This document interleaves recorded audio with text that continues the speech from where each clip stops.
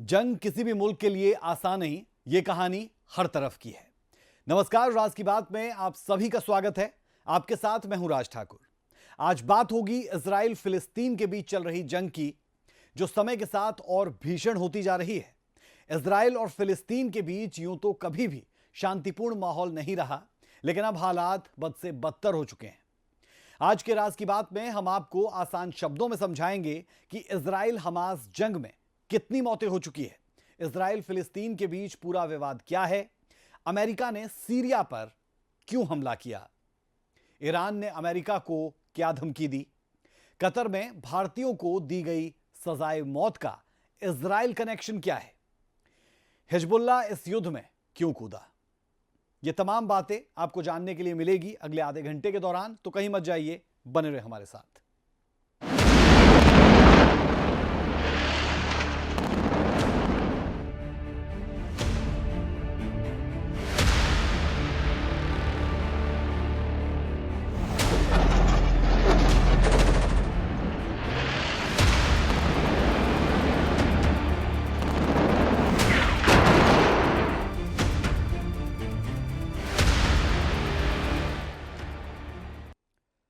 Israel और Hamas की जंग और खतरनाक होती जा रही है। इजराइल लगातार बमबारी कर रहा है और गाजा में हमास के ठिकानों की कमर तोड़ी जा रही है। गाजा पर इजराइल की सैन्य कार्रवाई के बीच हमास ने दावा किया है कि इजराइल की ओर से किए गए एयर स्ट्राइक में 50 बंधकों की मौत हो गई है। राज की बात यह कि इजराइल और फिलिस्तीन के बीच इस संघर्ष की शुरुआत पहले वर्ल्ड वॉर से हो चुकी है। चलिए अब आपको अपनी स्पेशल रिपोर्ट में इजराइल की भौगोलिक स्थिति और इजराइल फिलिस्तीन के बीच का पूरा विवाद समझाते हैं। साथ ही इजराइल हमास जंग से जुड़ी हर अपडेट भी आपको हमारी इस रिपोर्ट में देखने को मिलेगी।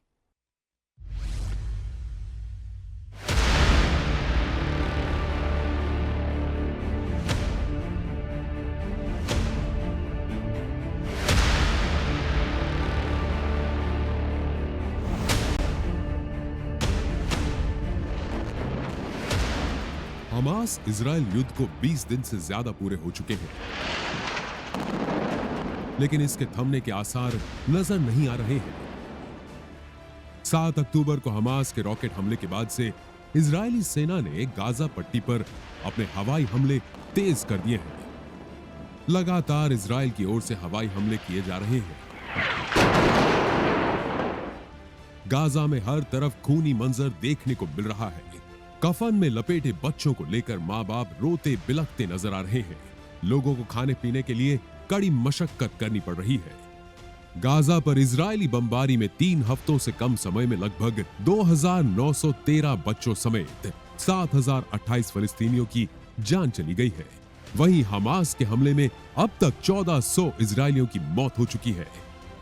आईडीएफ का दावा, हमले में मारा गया हमास इंटेलिजेंस का डेप्यूटी हेड शादी बारूद। हमास का दावा, इजरायली बमबारी में मारे गए हैं 50 बंधक। यूरोपीय संघ ने गाजा में बमबारी रोकने का आग्रह किया।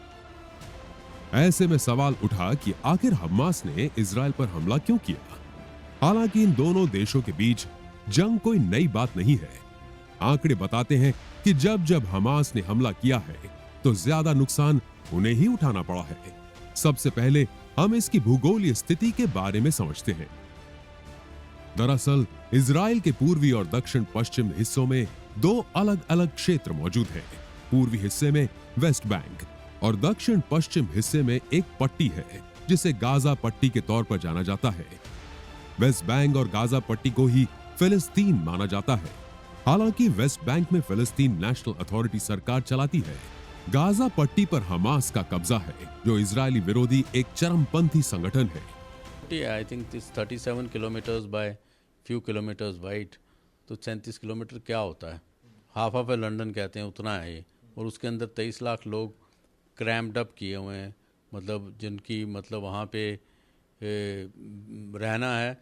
और उसमें एक हॉस्पिटल है और सारा जो तेल पानी वो इजराइल से जाता है, खाना वहाँ से जाता है। एक तरफ समुंदर है उनके, इतना है उनको कि समुंदर से काफ़ी लोग आ जाते हैं और मदद भी मिल सकती है। कुछ अरब लोग उनकी मदद करते हैं, जैसे कतार ने $1 बिलियन दिया, पर वो अब ये हथियार कहाँ से आए, टनल्स कहाँ बनाई, नीचे तहखानों में रह के एक दिन में 20 मिनट 1-2 घंटे में 5000 रॉकेट फायर करना, तो बहुत ज़बरदस्त कोऑर्डिनेशन है और बहुत ज़बरदस्त इंटेलिजेंस फेलियर है, स्पेशली फॉर इज़राइल, जो कि माने जाते हैं इन चीज़ों में सबसे तेज़ हैं, बिकॉज उनका तो सर्वाइवल ही इंटेलिजेंस गैदरिंग के ऊपर है और बहुत उन्होंने इसमें स्किल्ड हैं। अब कई लोगों के मन में कई तरह के सवाल होंगे कि आखिर ये पूरा विवाद है क्या और क्यों दोनों देश हमेशा एक दूसरे के खिलाफ रहते हैं। 19वीं सदी के अंत में कई आंदोलन हुए थे। यहूदी और अरब नागरिक अलग देश चाहते थे। 1920 में फिलिस्तीनी राष्ट्रवाद की सोच तेज हुई। यरूशलेम में यहूदियों के खिलाफ प्रदर्शन हुआ। अरब नागरिकों ने जोरदार प्रदर्शन किया। 1947 में यूएन ने फिलिस्तीन को 2 हिस्सों में बांटा। यहूदियों के लिए इजराइल देश बनाया गया, अरब नागरिकों के लिए बनाया गया फिलिस्तीन। अरब नागरिकों ने इजराइल पर आपत्ति जताई। आपत्ति के बाद दोनों देशों में गृह युद्ध शुरू हुआ। इजराइल पैलेस्टीन का जो विवाद है, उसका जो बैकग्राउंड है, वो आप सेकेंड वर्ल्ड वॉर जब ख़त्म हुई तो उस टाइम आपको मालूम है कि ऑल ओवर द वर्ल्ड जो ज्यूज़ थे, स्पेशली इन जर्मनी, होलोकास्ट हुआ, उनका बहुत लाखों में उनको मारा गया हिटलर के द्वारा। तो उनकी एक मांग थी स्पेशली यूएसए से कि हमें अपना अलग होमलैंड चाहिए, और वो अपना बहुत पुराना 2000-3000 साल पहले का क्लेम करते हैं कि प्रॉमिस लैंड है हमारा, जो फ़लस्तीन जहाँ पे था उस टाइम पे। तो यूएसए यूके सब ने मिल के रिज़ॉल्व किया कि इनको एक होमलैंड दे दें, जिसको ये इज़राइल कहें, on the name of Jews. And वहाँ पे इनको सारी दुनिया से जहाँ से भी ज्यूज़ थे देवर आस्क्ड कि आप वहाँ जाके बस सकते हो। पर जहाँ उनको बसाया गया वहाँ पहले से एक देश था फ़लस्तीन, फ़िलिस्तीनी जो है, पैलेस्टीन जिसको कहते हैं, तो उनको डिस्प्लेस कर दिया गया वहाँ से। और डिस्प्लेस करने से उनकी रिजेंटमेंट थी कि हमारा घर है, वो अरब्स थे और चारों तरफ से अरब से नहीं घिरा हुआ है। एक तरफ इजिप्ट है, नॉर्थ में सीरिया है, लेबनान है, जॉर्डन है, तो ये सारी ताकतें आसपास थी और बीच में फ़लस्तीनियंस को डिस्प्लेस कर दिया गया। काफ़ी लोग इनमें से रिफ्यूजी होकर चले गए, जॉर्डन में बहुत ज़्यादा हुए, सीरिया में चले गए, सब अरब कंट्रीज़ ने अब्जॉर्ब किए थोड़े थोड़े, बट ये मूवमेंट शुरू होगी फॉर द होमलैंड। तो इसकी तब से जो है ऑलमोस्ट देख लीजिए 75 साल से ऊपर हो गया कि ये प्रॉब्लम चल रही है, रिजॉल्व नहीं हो पाई है। इजरायली सेना की गिनती दुनिया की सबसे ताकतवर सेनाओं में होती है। उसके पास दुनिया की सबसे जबरदस्त खुफिया एजेंसी मोसाद है, लेकिन इसके बाद भी हमास इजराइल पर हमला करने में सफल हो गया। इन सब के बीच में सवाल उठ रहा है कि जो इजराइल वायु सीमा की सुरक्षा के लिए आयरन डोम सिस्टम की बात करता है, उसके रहते हुए हमास ने यह जबरदस्त हमला आखिर कैसे कर दिया? यह सबसे बड़ा सवाल बना हुआ है। सूर्या समाचार के लिए दिल्ली से विनय सिंह की रिपोर्ट। इजराइल और फिलिस्तीन के बीच युद्ध जारी है। अमेरिका सीधे तौर पर इजराइल का समर्थन कर रहा है। हाल ही में अमेरिका ने देश को हथियार भी दिए। अब इस सब के बीच एक बड़ी खबर सामने आ रही है। अमेरिका ने सीरिया पर हमला किया। देश ने दावा किया कि उसने आतंकवादियों के ठिकानों पर बमबारी की है। राज की बात यह कि इससे पहले इराक में अमेरिकी सैन्य ठिकानों पर कई हमले हुए थे। अमेरिका का कहना है कि वो आत्मरक्षा के लिए सीरिया पर हमला कर रहा है।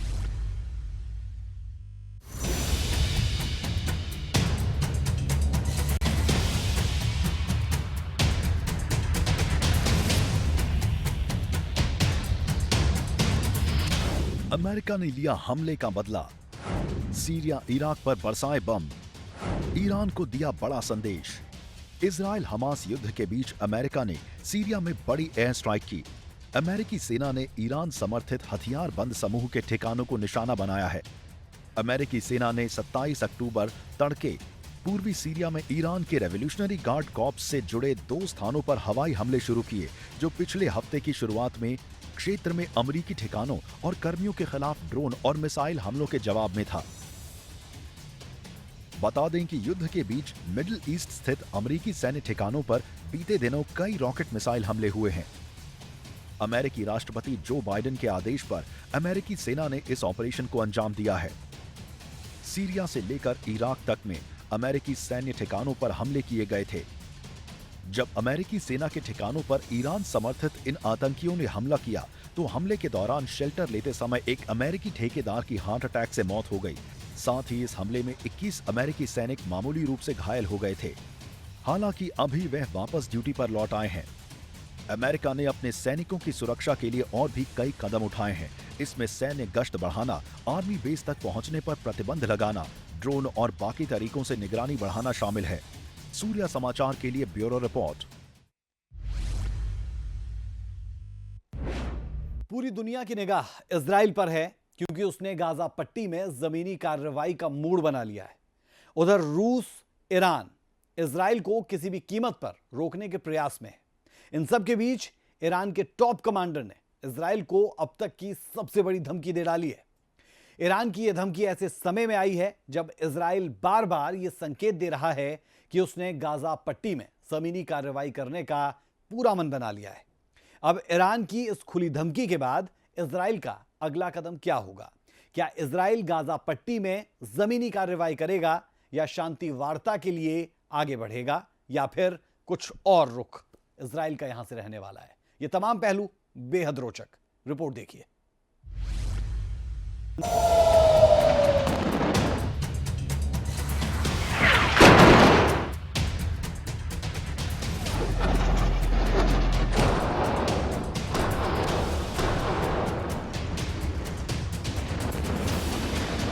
इजराइल और हमास में जारी भीषण जंग के बीच ईरान ने अमेरिका को धमकी दी है।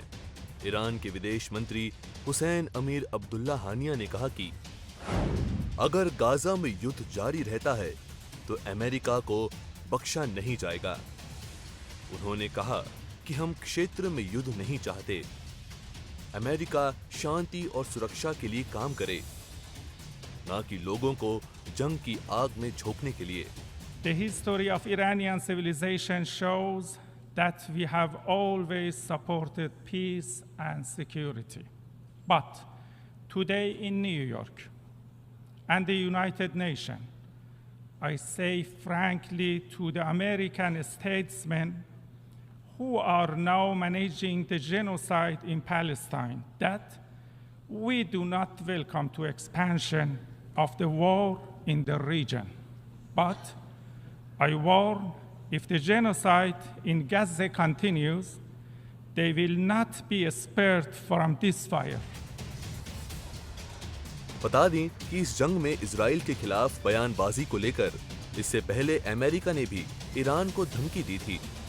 अमेरिका के विदेश मंत्री ने एंटनी ब्लिंकन ने सख्त लहजे में कहा था कि हम ईरान से जंग नहीं चाहते, लेकिन अगर ईरान या उसके नुमाइंदे कहीं भी अमेरिकी कर्मचारियों पर हमला करते हैं तो अमेरिका को अपने लोगों की रक्षा करना आता है।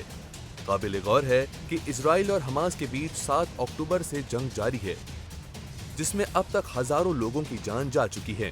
पहले हमास के आतंकियों ने इजराइल पर हमला किया था, जिसके बाद अब गाजा पट्टी में हमास को खत्म करने के लिए इजराइल ने जी जान लगा दी है। अमेरिका समेत ज्यादातर पश्चिमी देशों ने इजराइल का समर्थन किया है। कतर की एक कोर्ट की ओर से भारतीय नौसेना के 8 पूर्व अधिकारियों को मौत की सजा सुनाया जाना स्तब्ध और विचलित कर देने वाला है। यह फैसला ऐसे समय में आया है जब इजराइल पर हमास के बर्बर हमले को भारत ने 2 टूक शब्दों में आतंकी हमला करार दिया था। कतर में भारतीयों को दी गई सजाए मौत का इजराइल कनेक्शन क्या है, समझने के लिए आपको देखनी चाहिए हमारी रिपोर्ट।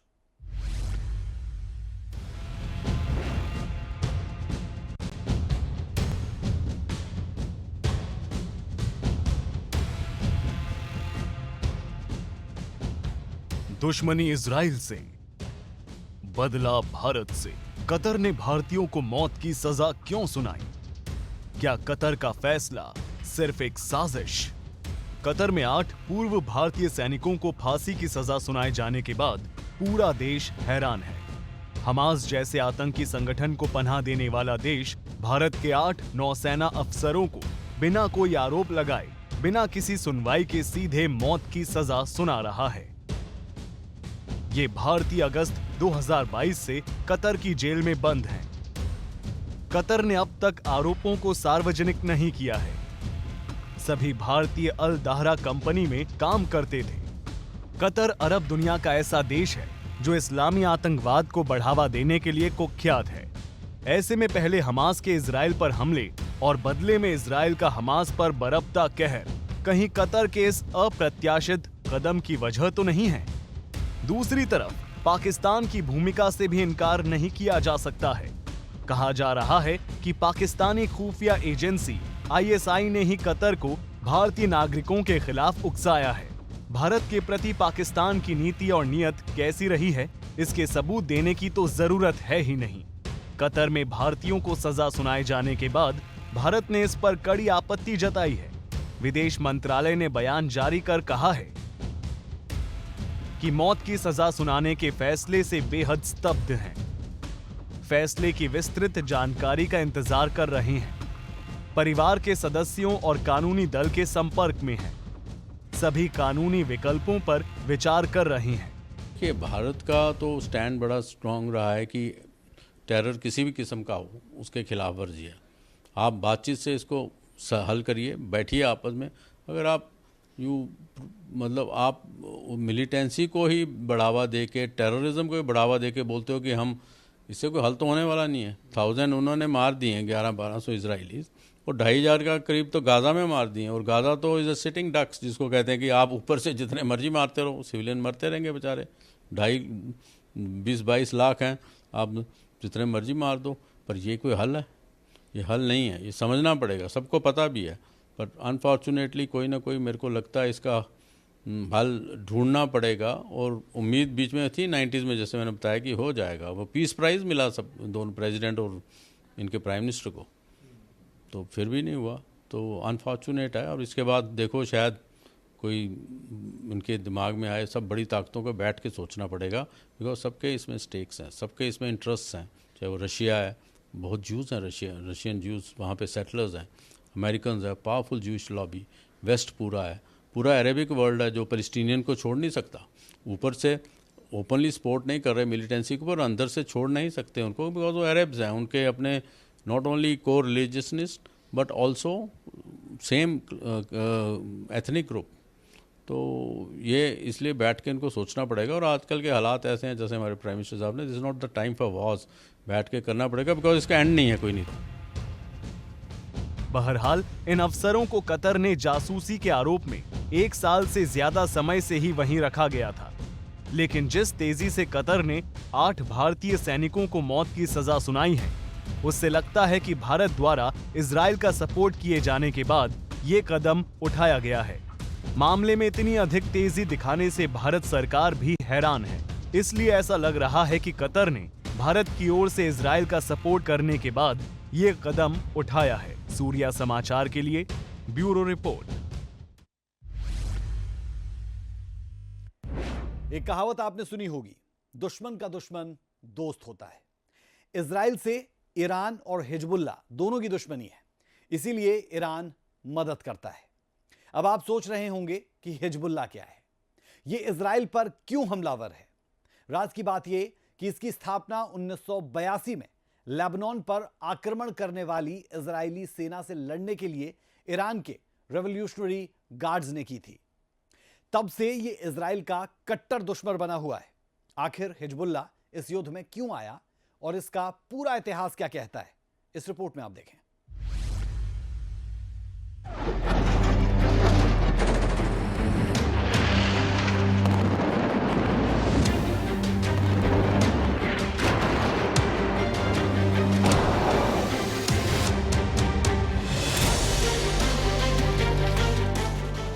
इजराइल हमास युद्ध थमने का नाम नहीं ले रहा है। फिलिस्तीन के आतंकी संगठन हमास के हमले के बाद से इजराइल उसको नष्ट करने की कसम खाकर बैठा है और फिलिस्तीन पर लगातार मिसाइल अटैक कर रहा है। हमले के बीच एक और नाम की खूब चर्चा हो रही है, जो इजराइल हमास युद्ध में चर्चा का विषय बना है। दरअसल हम बात कर रहे हैं लेबनान स्थित आतंकी संगठन हिजबुल्लाह की। हिजबुल्लाह भी इजराइल पर हमले कर रहा है और हमास का साथ देने की बात कह रहा है। आखिर हिजबुल्लाह इस युद्ध में क्यों आया और इसका पूरा इतिहास क्या है, चलिए आपको बताते हैं। हिजबुल्लाह लेबनान का कट्टर शिया आतंकवादी समूह है। हिजबुल्लाह का मतलब पार्टी ऑफ गॉड है। हिजबुल्लाह का हमास और ईरान समर्थित गुट इस्लामिक जिहाद से गहरा नाता है। 1982 में इसकी स्थापना हुई थी। अमेरिका समेत कई पश्चिमी देशों ने इसे आतंकी संगठन भी घोषित कर दिया है। हिजबुल्लाह की इजराइल से पुरानी दुश्मनी है। ईरान हिजबुल्लाह को फंडिंग के साथ बड़े स्तर पर मदद करता है। अब आपको हिजबुल्लाह की ताकत से भी रूबरू करवाते हैं। हिजबुल्लाह के पास 45,000 लड़ाके हैं। इन लड़ाकों में से 20,000 सक्रिय रहते हैं। करीब 25,000 लड़ाके रिजर्व में रहते हैं। अनफॉर्चुनेट है ये कि है तो शुरू से ही अब यहूदी ज्यूज़ को मुस्लिम्स और ज्यूज़ में है तो नहीं। पहले ब्लड ब्रदर्स कहते थे किसी ज़माने में, हज़ारों साल पहले, बट जब से ये इनका ये यहाँ पे हुआ है तो उसको तो वो सैटन कहते हैं, तो ज्यूज़ को मुस्लिम्स, और इनकी बनती नहीं है। और अगर आप ये धर्म युद्ध का बैकग्राउंड मैंने बताया, ये आपको इतना पुराना है और इतनी छोटी कंट्री है वो, और इतनी इंटरमिंगलिंग है बीच में, इतनी मिक्सअप है कि इजराइल तो देखो ऑलमोस्ट पूरी कंट्री ही फौज है, रिजर्विस्ट हैं। आज देखो कितने लोग आ गए हैं वापस, जिन्होंने आके अपनी यूनिफॉर्म डाली और चल पड़े हैं कि चलो मुकाबला करना है। इसी तरीके से हमस है, उन्होंने पता नहीं इतने कार्डर्स कब से तैयार कर रहे थे। तो एक तरीके से धर्म युद्ध के they fighting on the name of God. End of the day तो खुदा अपने भगवान के ऊपर ही लड़ाई कर रहे हैं कि मेरा ये है भगवान, तुम्हारा ये है भगवान। इंसानियत तो कहीं नजर ही नहीं आ रही। काबिल गौर है कि इजराइल के खिलाफ लेबनान का आतंकी संगठन हिजबुल्लाह, फिलिस्तीन इस्लामिक जिहाद और हमास एकजुट हो गए हैं। तीनों संगठनों के लीडर्स ने बैरूत में मुलाकात की। इस दौरान गाजा और वेस्ट बैंक में हो रहे इजरायली हमलों को रोकने पर चर्चा हुई। इस मीटिंग को ईरान के मंसूबों की कामयाबी के तौर पर देखा जा रहा है। सूर्या समाचार के लिए ब्यूरो रिपोर्ट।